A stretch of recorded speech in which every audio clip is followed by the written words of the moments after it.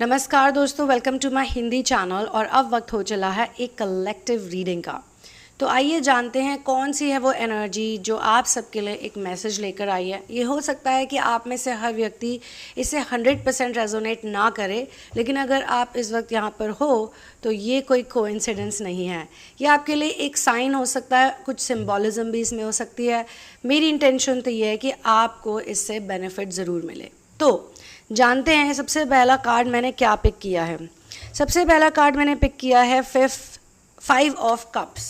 Okay, अच्छा, अब इस सिचुएशन में ऐसा दिखाया जा रहा है मुझे कि जो भी कोई इंसान है जिसकी भी मैं एनर्जी चैनल कर रही हूँ, क्योंकि बाकी कार्ड्स जो मुझे दिख रहे हैं इसके आसपास वो काफ़ी पॉजिटिव है, इसलिए मैं ये कह सकती हूँ कि आपने अपना काफ़ी समय गिल्ट में बिताया है, रिग्रेट में बिताया है, या शेम में बिताया है, या कोई ऐसी ट्रॉमेटिक सिचुएशन आपकी लाइफ में आई जिसके बाद आप कुछ टाइम के लिए बहुत नेगेटिव हो गए या बहुत लो हो गए। या फिर ऐसा भी कह सकते हैं कि आपकी डार्क नाइट फेज़ आई थी। कभी कभी डार्क नाइट फेज़ कुछ महीनों के लिए आती है, कभी कभी कुछ हफ्तों के लिए आती है, और कभी कभी एक सटल एनर्जी की तरह रहती है। जब डार्क नाइट फेज़ आता है तो इंसान ज़्यादा काम नहीं कर पाता, बहुत लेज़ी हो जाता है, और उसको हर जगह उसे कोई ना कोई टेंशन या डर लगा रहता है, और उसका मन नहीं लगता। रातों को अननेसेसरी जागना, जब तक थक ना जाओ तब तक ना सोने जाना, मतलब जब तक आप एग्जॉस्ट नहीं हो जाते तब तक सोने ना जाना, कोई रूटीन ना होना, कभी आप बाहर नहीं जाते मॉर्निंग वॉक पे, या कोई ऐसी एक्सरसाइज नहीं करते, कुछ योगा नहीं करते। मतलब आप कह सकते हो कि ऐसा तो बहुत लोग हैं जिनका इतना बढ़िया रूटीन नहीं है। लेकिन जब इंसान डार्क नाइट सोल फेज से निकल जाता है तो उसको दिखाई देते हैं ऐसे अनगिनत लोग जिनका रूटीन अच्छा होता है, जो डिसिप्लिन में होते हैं, और इसका कई बार पता नहीं चलता है, ये किसी डिजीज़ की तरह भी आ जाती है। हाउएवर इस सेशन में मुझे dark night of the soul की एनर्जी इतनी स्ट्रांग नहीं लग रही जितनी मुझे ट्रॉमा की, या ऐसा लगता है कि कोई चैलेंज आया आपकी लाइफ में, आया था, और उस चैलेंज की वजह से आप बिल्कुल बर्नआउट हो गए, या डर गए, या दुखी हो गए, या परेशान हो गए, या आपको ट्रॉमा मिल गया, कुछ स्ट्रेस मिल गया, जिसकी वजह से आपने सोचा कि अब बस रहने ही दो, कुछ नहीं हो सकता। मतलब आपको पता भी नहीं चला कब वो नेगेटिव एनर्जी बन गई। कई दफ़े ऐसा होता है जब हम सेम नेगेटिव थॉट्स को बार बार सोचते रहते हैं तो वो ही हमारे ऑरा में चली जाती है। ऑरा की एक फील्ड होती है और एक एनर्जी हमारी होती है। लेकिन जब कोई चीज़ हमारे साथ बहुत दिनों तक जुड़ी रहती है, बहुत समय तक जुड़ी रहती है, तब वो हमारी ऑरा में इफ़ेक्ट हो जाती है। फिर हमें अपनी ऑरा को क्लेंस करना पड़ता है।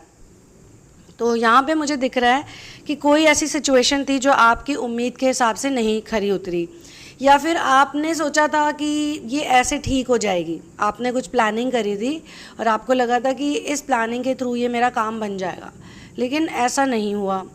दूसरी चीज़ ये हो सकती है कि आप फोकस ही नहीं कर पा रहे थे कि आप गलत कहाँ पर हो सकता है आपको किसी ने एडवाइस भी किया हो सकता है आपको किसी ने समझाया भी हो, और तब उस वक्त आपको वही इंसान बुरा लग रहा हो कि यार ये मुझे ऐसे क्यों कह रहा है या कह रही है। लेकिन बाहर वाले शायद देख पा रहे थे कि आप दुखी हो, या आप डिप्रेस्ड हो, या आप सैड हो, लेकिन आप खुद वो चीज़ पिन पॉइंट नहीं कर पा रहे थे।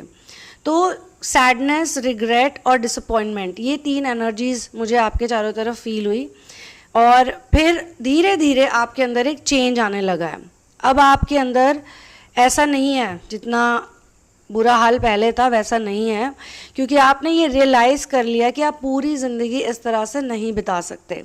पूरी ज़िंदगी आप रिग्रेट में, सैडनेस में, या फिर आप ये सोचे कि भाई मैं तो आगे ही नहीं बढ़ सकता या बढ़ सकती।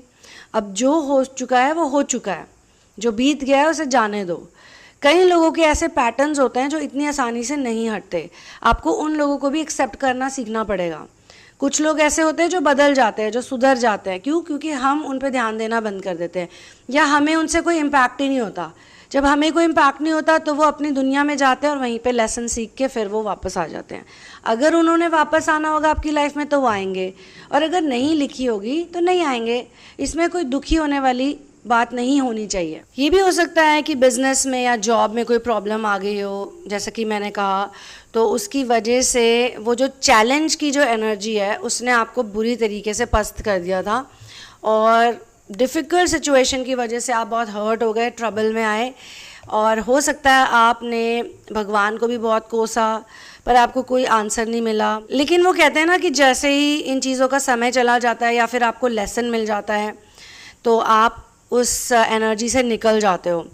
तो किसी ने आपको बिट्रे भी किया, कोई नियर या डियर वन, जो भी चीज़ आपके कंट्रोल में नहीं है, आपने अभी डिसाइड कर लिया कि कोई फैमिली मैटर या कोई वर्क रिलेटेड थिंग जो आपके कंट्रोल में नहीं है, या फिर आपको लग रहा है कि उसमें आपकी अननेसेसरीली एनर्जी वेस्ट होती है, तो अब आप उस चीज़ में नहीं रहना चाहते। आपने ये एक्सेप्ट कर लिया है कि खुद अगर आपको खुश रहना है या किसी और के लिए भी अगर कुछ करना है तो आपको मूव ऑन होना ही पड़ेगा। आप वहाँ पे उस समय के उस गैप में अटक के नहीं रह सकते, वो भूतकाल में आप नहीं रह सकते। जैसे एक आत्मा भटकती रहती है वैसे आप नहीं भटक सकते अब, अब और नहीं आप ये कर सकते, ऐसा आपको फील हो रहा है।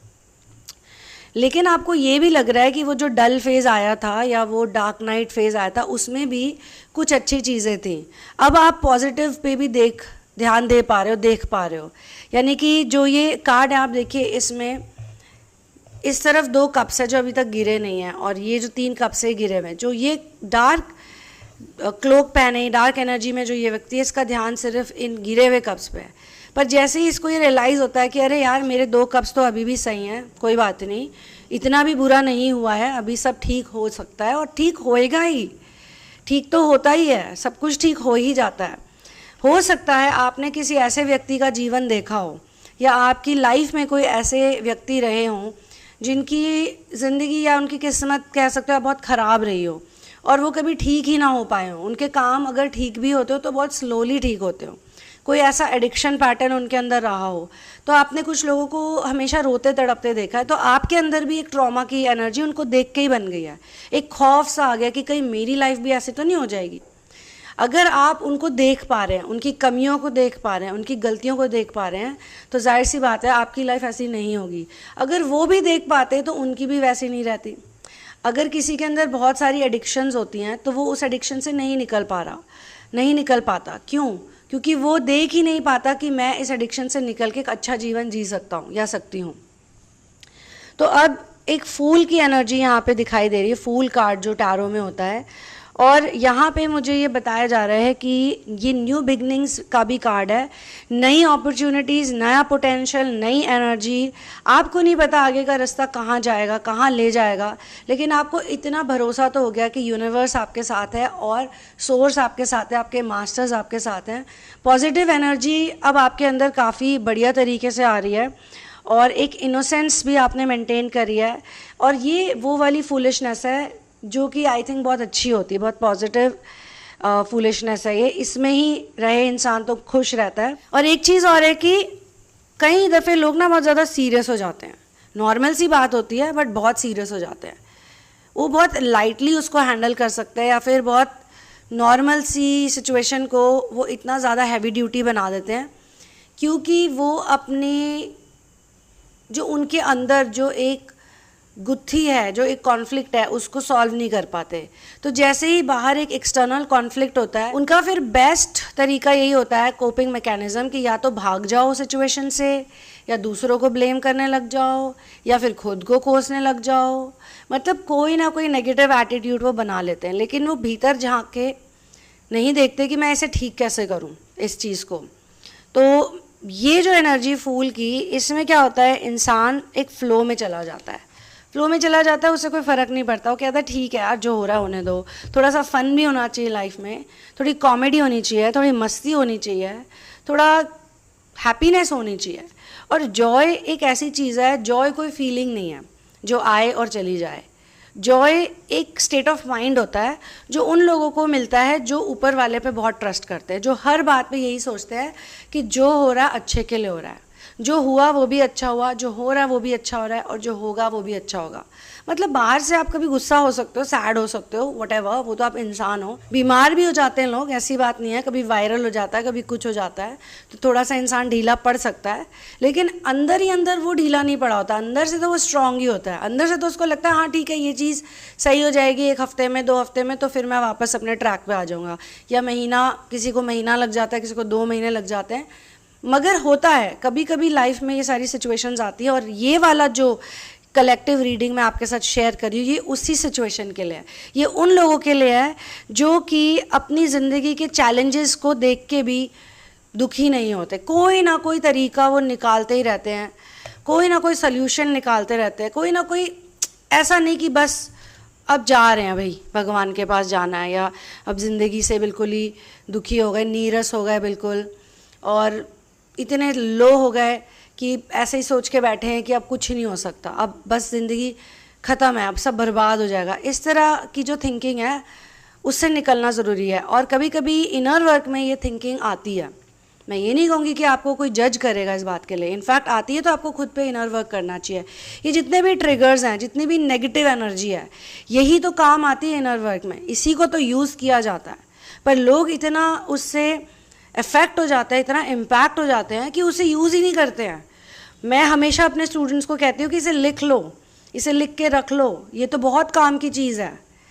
पर उनको लगता है किसी किसी को जो ज़्यादा ही डिप्रेशन में होते हैं कि नहीं ये इससे क्या होगा, क्योंकि जो इनर वर्क, एक तो होता है कि आप ये सेशन देख रहे हो, एक हो गया कि आपने 1-on-1 थेरेपी कर ली, ठीक है, रीडिंग ले ली, काउंसलिंग ले ली, और थेरेपी में तो बहुत सारे स्पिरिचुअल टूल्स और मोडालिटीज़ यूज़ होते हैं, उससे तो बहुत फ़र्क पड़ता है। लेकिन 100% फ़र्क तो आपको तभी पड़ेगा ना जब आप प्रैक्टिकली उसे अप्लाई करोगे।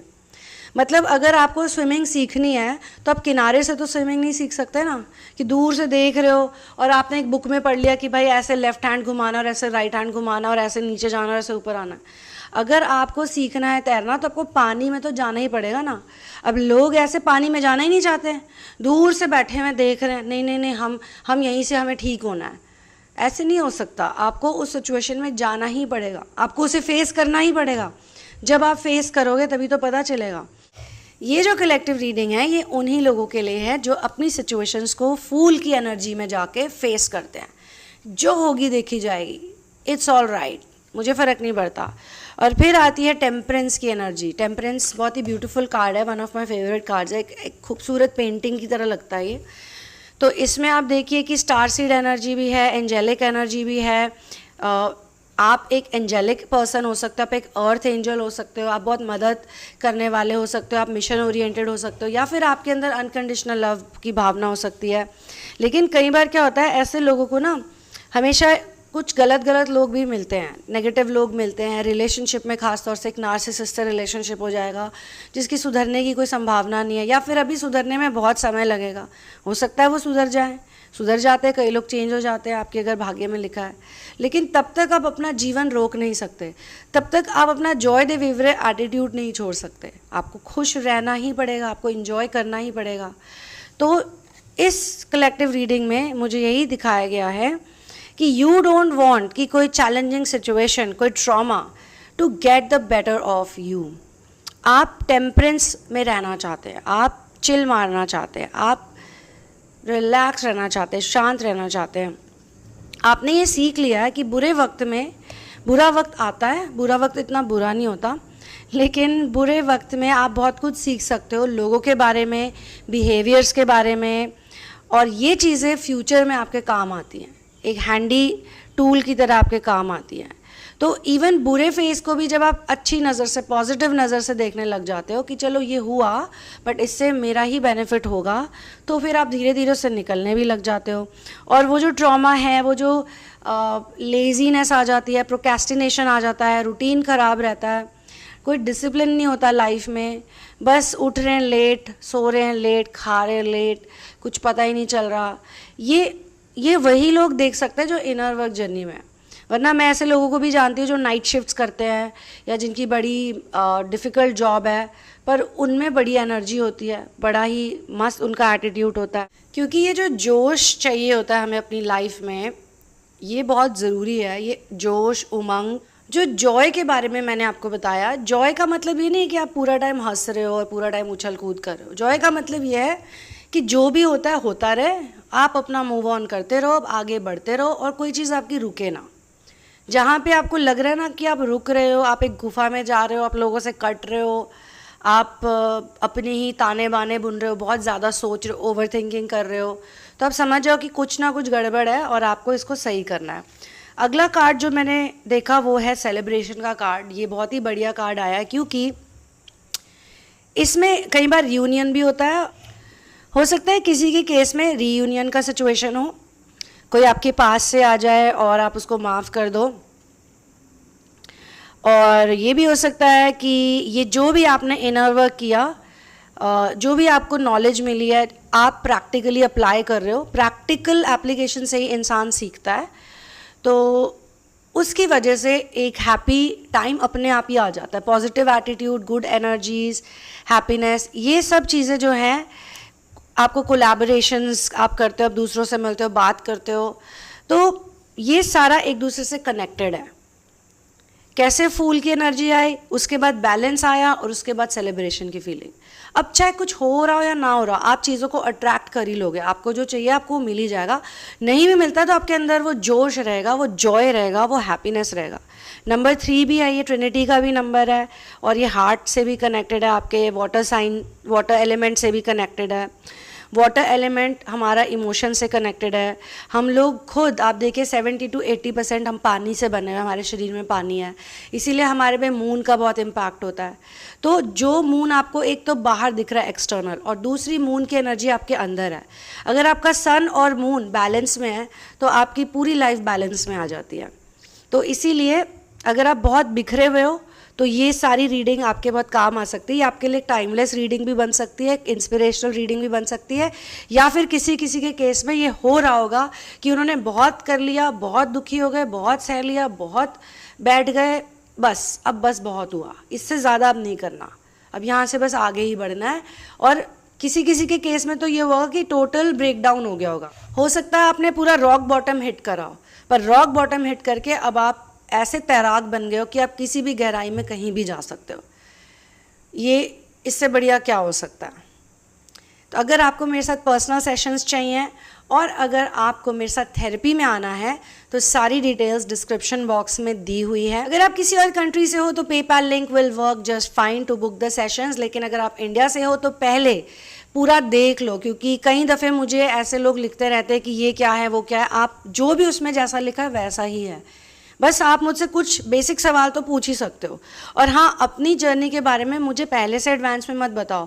कई लोग रीडिंग से पहले ही या फिर थेरेपी से पहले ही सब कुछ बता देते हैं, तो फिर उसमें इंट्यूटिव रीडिंग कैसे करेंगे। इंट्यूटिव रीडिंग करने के लिए हमें एक ब्लैंक स्लेट होना पड़ता है, या फिर उतने ही क्वेश्चंस हम पूछ सकते हैं जो स्पिरिट हमें अलाउ करती है। तो उसका भी एक स्टेप बाय स्टेप प्रोसेस होता है जो मैं लोगों को बता देती हूँ सेशन से पहले ही। इनर वर्क करने वालों की वैसे भी मैं बहुत ज़्यादा रिस्पेक्ट करती हूँ, क्योंकि उन्होंने इस बात को पहचान लिया है कि आखिर हम दुनिया में और करने क्या आए हैं, यही तो करने आए हैं, यही तो हमारे साथ जाएगा, और तो कोई चीज़ हमारे साथ जाने नहीं वाली है दोस्तों। बस यही इनर वर्क, यही लेसन्स, यही लर्निंग हमारे साथ जाएगी। तो I will see you in the next video. One love, peace out and victory to Ram.